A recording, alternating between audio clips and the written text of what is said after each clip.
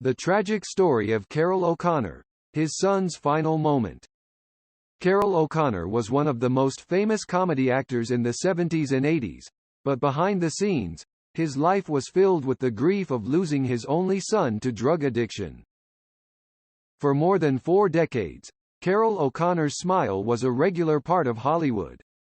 He was one of the most successful actors and producers of his time, widely known for his role as Archie Bunker in the CBS sitcom All in the Family. After many years of dull sitcoms, All in the Family was America's chance of seeing something funny, educational, and fun. It drew an average of 50 million viewers weekly as everyone rushed to get a glimpse of Bunker, who was loud-mouthed, reactionary, and misogynistic yet lovable. O'Connor became a household name during this time and was one of the A-list actors until his life turned into grief following the death of his only son, Hugh, who had battled drug use all his life. Meet O'Connor. Unlike his TV character, Bunker, O'Connor was introverted, calm, and polite. Little wonder he was admired by several colleagues who praised him for being supportive. While Bunker was a bigot, O'Connor had several African American and Jewish friends, showing how distant he was from his famous TV character. The famous Irish-American actor was born on August 2, 1924, in Manhattan, New York City, to a lawyer, Edward Joseph O'Connor, and Elise Patricia O'Connor, who was a school teacher. O'Connor grew up in a closely knitted home, although he experienced tragedy early in his life. 2 of his brothers were doctors, but one of them died in a motorcycle accident. It was his first taste of tragedy, one that left a void in his heart. He was a mediocre student in high school and college, despite having a lawyer father and a school teacher mother. He became a commercial seaman during World War II, traversing the North Atlantic, Caribbean, and the Mediterranean. In 1946, he returned to his mother's home in Queens, New York, after his father was imprisoned for fraud, and started working for an Irish newspaper. After that, he returned to college, later enrolling in University College, Dublin, where he received a BA in Irish History and English Literature in 1952. During this time, O'Connor began performing professionally at the Gate Theatre in Dublin, where he worked with Michael Mac Liamoir and Hilton Edwards.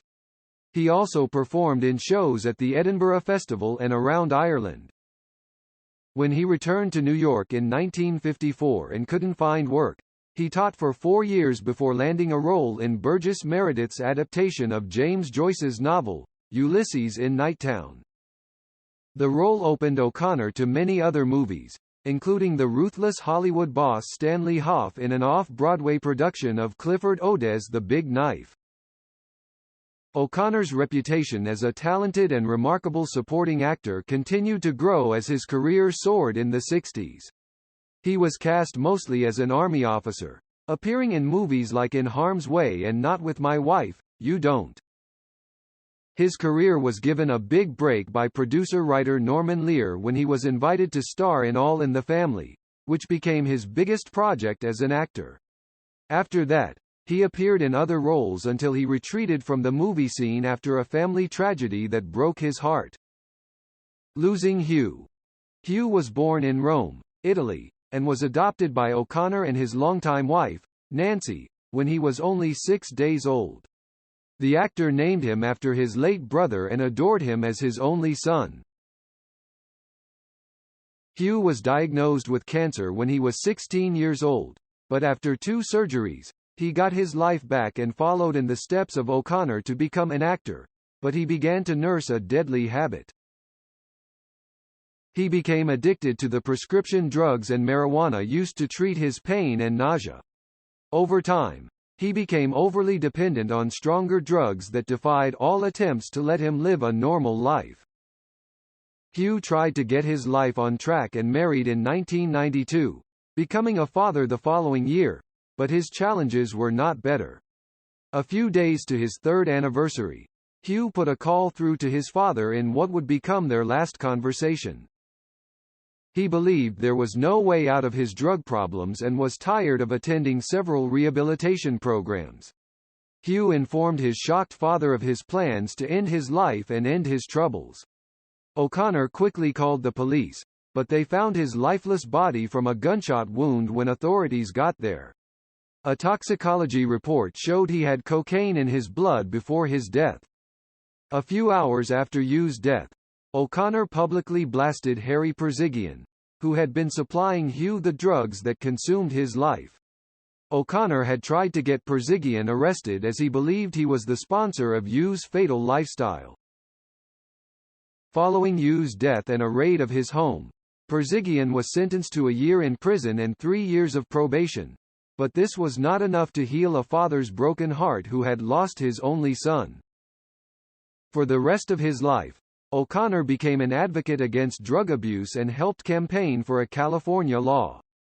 The law permitted family members of dead drug addicts to sue their drug dealers for monetary damages. Many states passed similar laws, which became known as the Hugh O'Connor laws. The Emmy Award-winning actor died in 2001 from a heart attack due to complications from diabetes. Several of his friends and co-stars mourned him by remembering how great an actor he was, but his greatest achievement would be putting a smile on the faces of millions that watched him play Archie Bunker.